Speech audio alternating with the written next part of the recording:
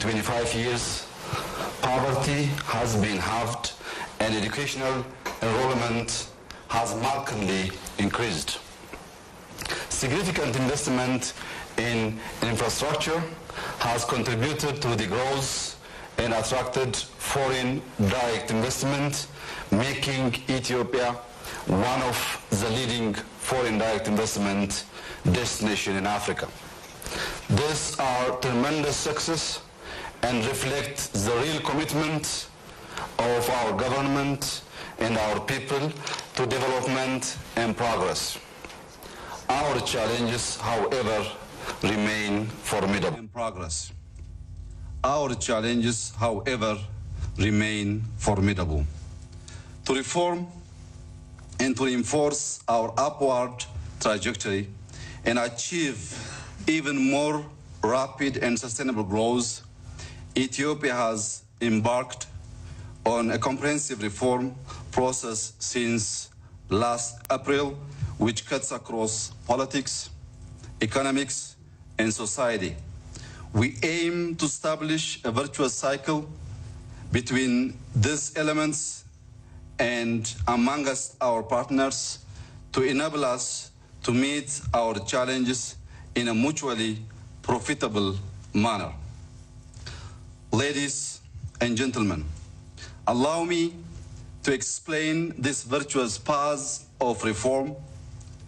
And our reform is deeply rooted in the philosophy of Maddamar, an Amharic word for coming together or synergy. Maddamar is a historic reform to organic change and is building on the gains of the past while reminding us of our rich heritage. It also reflects on modern realities, strengthening the synergy in politics, economics, technology, and society. Ethiopia is indeed undergoing a period of political and economic renaissance.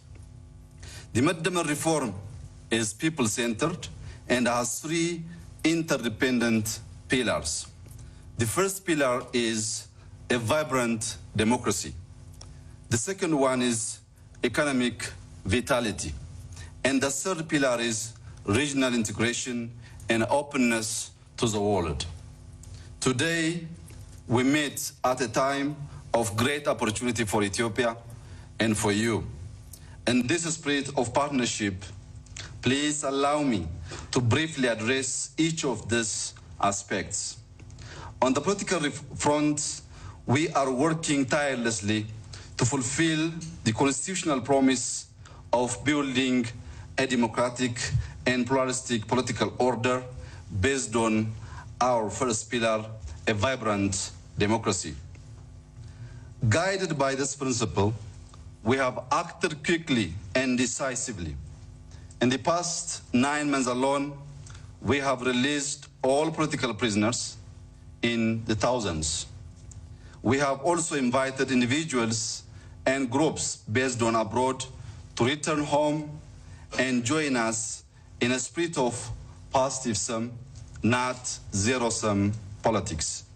We have restored license to independent media, issued an amnesty law, and repealed restrictive laws of the past. We will also have a revised civil society law very soon. We believe it is not possible to sustain growth, attract investment, and allow all Ethiopians to benefit from the growth dividend without embracing democracy and persuading the world to invest in our economy. In sum, we see democracy and development as interlinked, and we have acted decisively on this understanding. Ladies and gentlemen, the second pillar of our reform is economic vitality. We are determined to bring Ethiopia firmly into the center of the international market. To do so, we will leverage the collective power of our people, especially women and the youth, and build the private sector to drive more inclusive, and socially sustainable growth. We cannot hope to progress as a nation and as an economy if we disqualify half of our population from full and equal participation.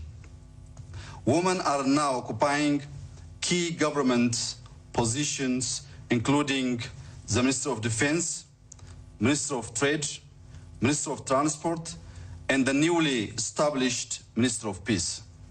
We have achieved gender parity in our cabinet. We now have the first woman as the President of the Federal Supreme Court, and recently our Parliament has elected the first woman head of state in modern Ethiopia.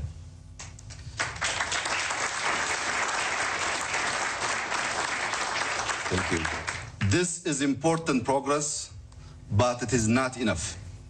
Ethiopia is a large market of over 100 million people, of which 60 million are under the age of 24. With 500,000 school leavers annually, our core objective is to sustain fast-paced economic growth and to create both more and better jobs. We must create the condition to enable a demographic dividend and to harness the potential of our young and energetic population. To do so, we have to invest in the aspirations of our youth by improving educational standards and create fresh opportunities through careful planning and strategic repositioning. This requires unleashing the potential of the private sector.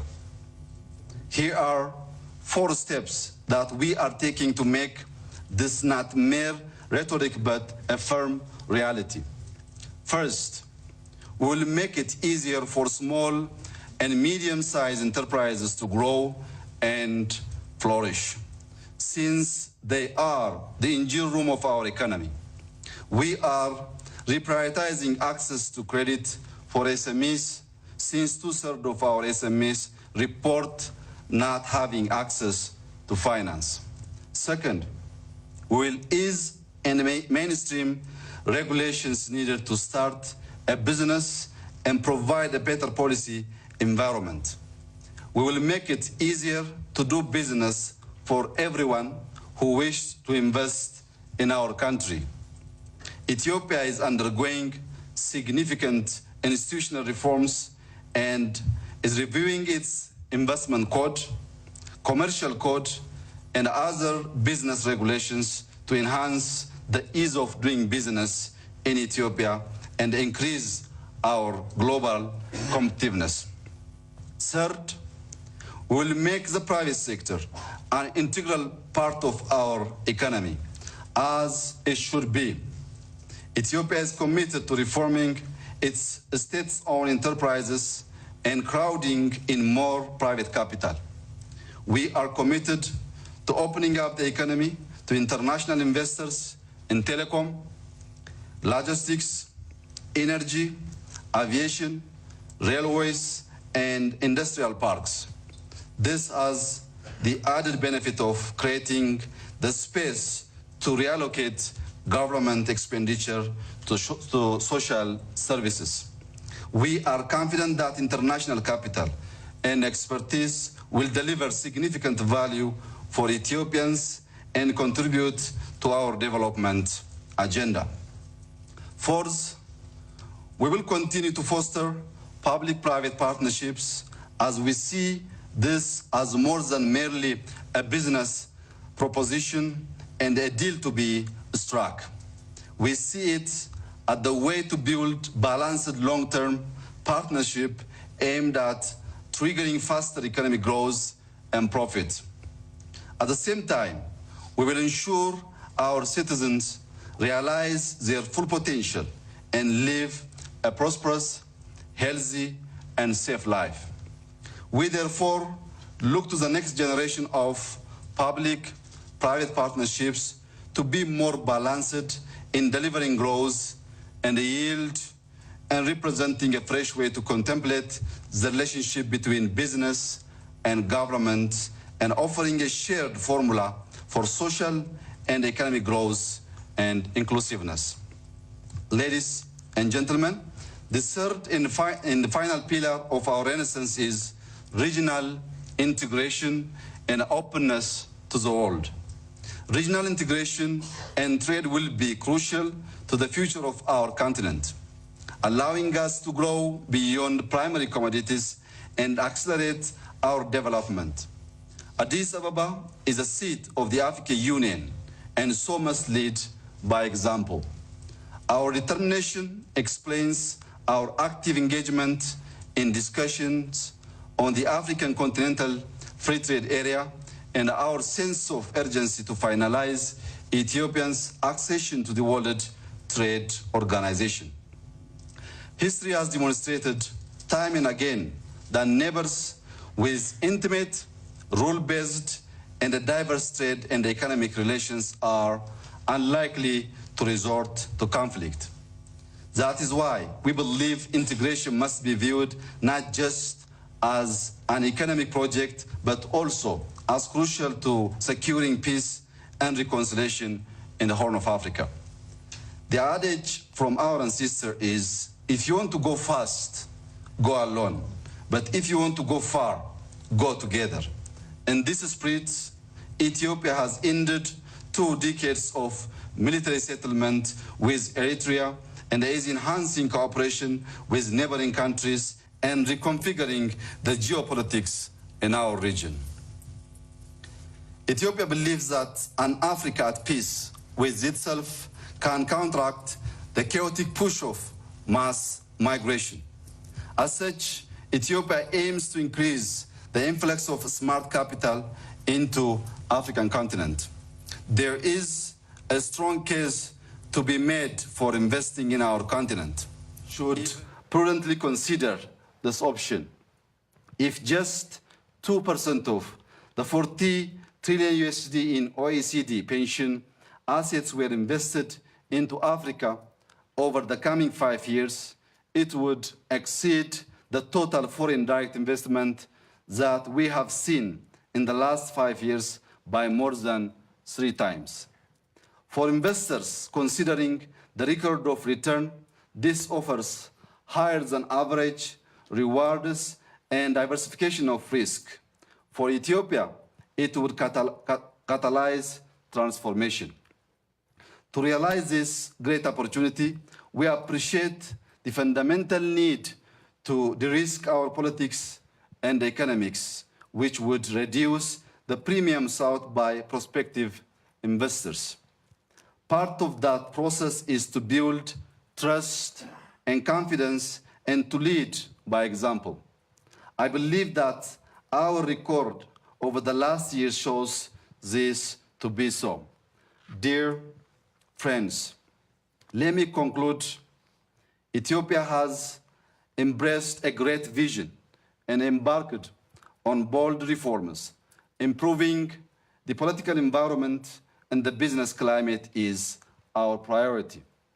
Building an open society and a vibrant economy is our shared aspiration and our proposition to you, but we must all act fast. Our record over the last 9 months should illustrate our resolves. This is an agenda for action, a blueprint for a model of virtuous and sustainable growth. Looking at what we have accomplished in less than a year, I am optimistic and excited about the opportunities that are ahead. Ethiopians are born runners and we excel in marathons. Take it as a signal of our intention and level of commitment and stamina. Now is our time. Rating agencies forecast, and I quote, that growth will average 8% over 2018 to 2021, making Ethiopia the fastest growing of the sovereign we rate. I say to you, carpe diem, yes, seize the day, but also trust the future. come and see what we have to offer and invest in our potential. Whether you are an entrepreneur, a CEO, or an industrialist, or just a lover of nature, or history, or beauty, Ethiopia has something for you. I thank you.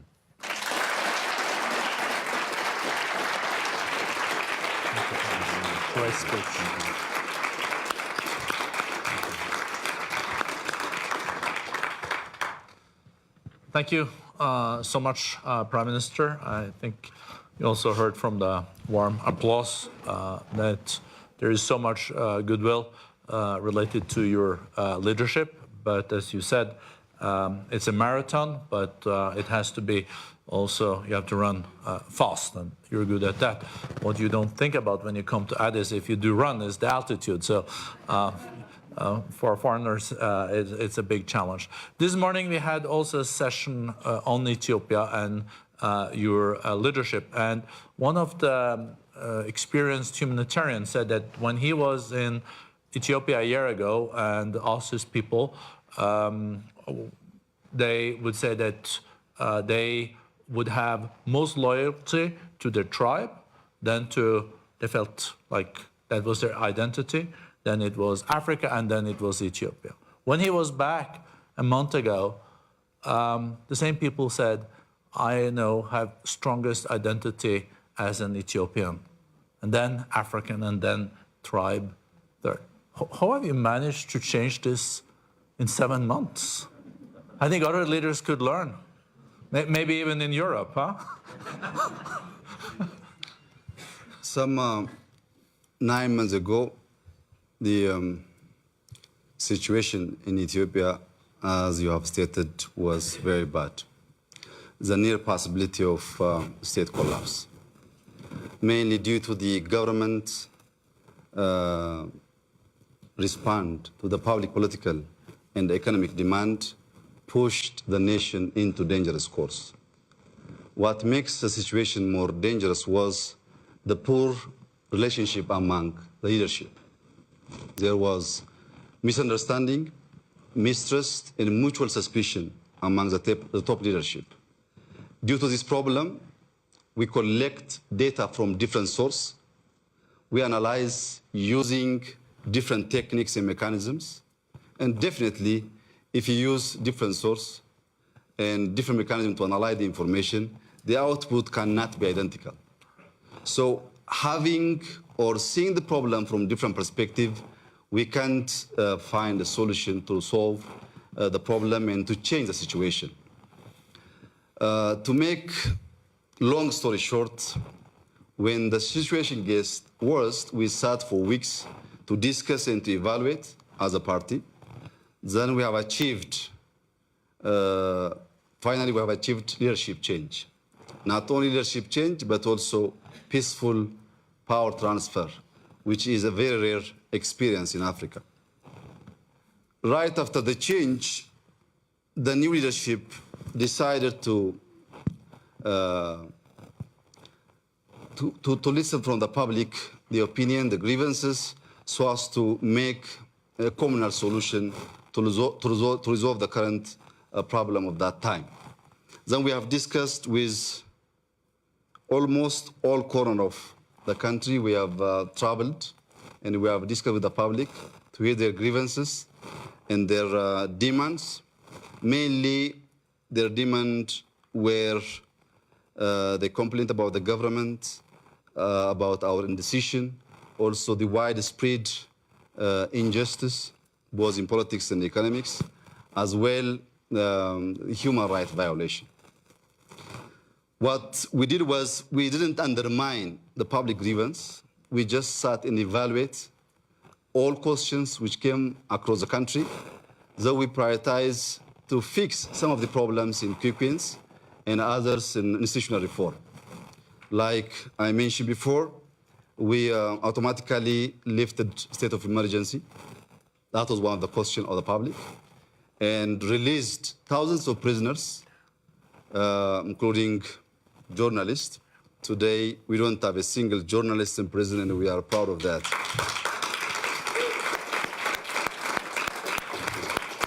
That's also rare these days, huh? If you are open-minded and open-hearted, you can learn. It's not bad sometimes to learn from Africa as well. Anyways, not only this, we also invite all opposition party. We're based abroad. Not only opposition party, but also waged armed struggle against the government. They all are back now. We don't have any opposition party abroad. We're discussing how to change the political landscape and how to make the upcoming election democratic, free, and a better one compared to the previous one. These kinds of action change the mind of many Ethiopians, that the hope is there, the possibility of change also there.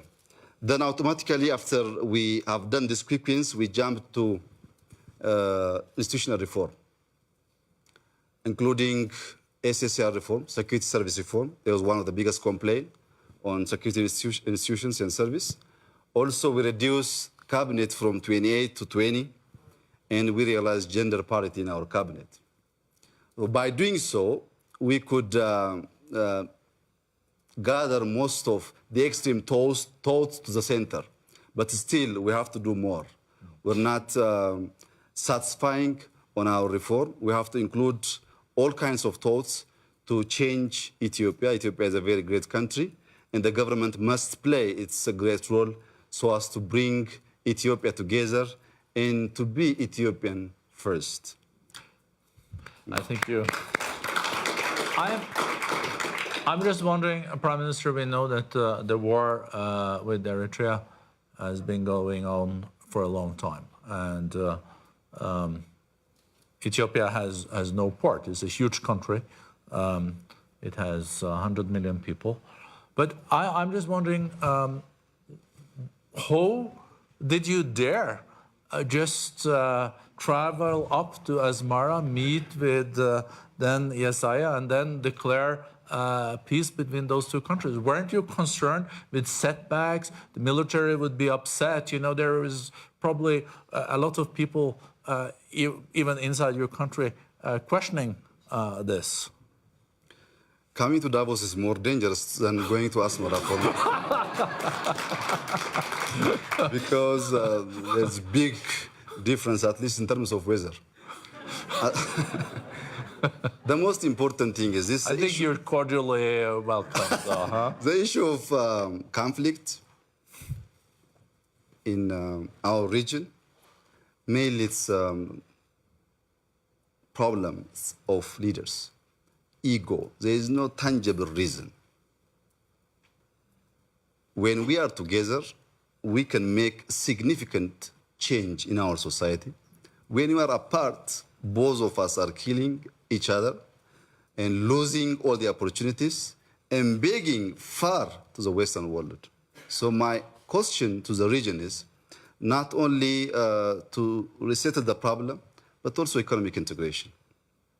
There is no need to have different army in Ethiopia, in Eritrea, in Djibouti. I don't believe in this. There is no need to have foreign embassy here in Switzerland for each of East African countries. We can share because we're poor. We have to allocate that resource to change the life of our society. That's why I go there, and President Isaias and the people of Eritrea was welcoming. Things are resolved, as you said. And also IGAD as a single market, maybe? That's the vision. We are working toward this integrations of that region. And you're not, of course, hearing all the progress you have made and all the reforms. You're not afraid of any setbacks. You're introducing new reforms. Seems like you are on a track here. Are you never concerned that there will be forces that want setbacks? Who do you afraid? I'm engaging the public. As long as the public is behind me, I don't afraid, and we'll make a change. I think that's a wonderful end to this conversation. I think we are very privileged to have you here in Davos, Prime Minister. I think also a lot of business CEOs I see here, and I know you met with them, are very interested in investing in your countries. And I think you're also undertaking a lot of economic reforms. Yeah, there are lots of reforms taking place in Ethiopia, especially opening up the economy. We are opening state-owned companies, which we have been considering as a commanding heights for years, including Ethio Telecom and Ethiopian Airlines. This opening up will bring lots of capital and expertise to Ethiopia, and it will boost the pace of our economic growth. And we are open for any investors. And we're also changing our ease of doing business. There is a strong team under my office, which is changing lots of hindering factors for investors to come and invest in Ethiopia. I hope in the next 2-3 years, we can see the biggest change in investment flow to Ethiopia. Thank you. And you can also count on the World Economic Forum to be a partner in that transformation. Thank you so much. Thank you very much.